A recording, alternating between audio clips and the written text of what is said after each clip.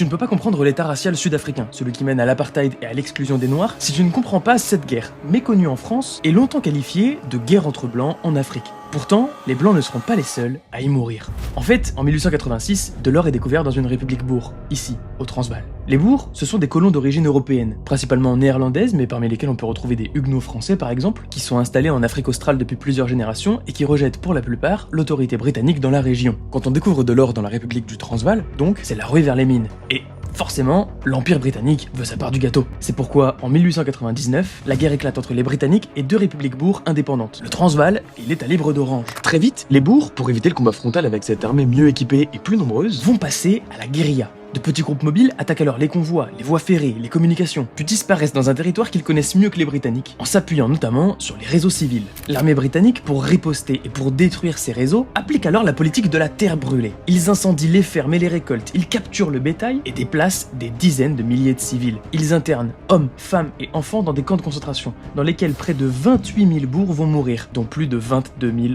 enfants. Pendant longtemps, on a donc qualifié cette guerre de guerre entre blancs en Afrique. Mais elle ne concerne pas uniquement les Britanniques et les bourgs. Les Africains noirs sont utilisés par les deux camps comme porteurs, éclaireurs, messagers, ouvriers, gardes, travailleurs agricoles et militaires, et eux aussi sont enfermés par dizaines de milliers dans des camps spéciaux, séparés, dans lesquels ils servent de réserve à main-d'œuvre. Les conditions de travail y sont horribles, et à la fin de la guerre, ces camps présentent un bilan minimum de 14 000 morts, pour plus de 100 000 personnes encore emprisonnés. Et puis le conflit se termine, le 31 mai 1902. Les Britanniques gagnent, mais pour stabiliser l'Afrique du Sud, Londres va progressivement réintégrer les élites bourgs blanches, bientôt appelées afrikaners, au pouvoir. Et cette réconciliation d'anciens ennemis blancs aboutira en 1910 à la création de l'Union sud-africaine, une reconstruction politique qui se fera sans la majorité noire, alors même qu'elle représente plus de 2/3 de la population totale. Cet état va donc devenir progressivement un état racial et ségrégationniste, jusqu'à l'apartheid officiel, instauré en 1948.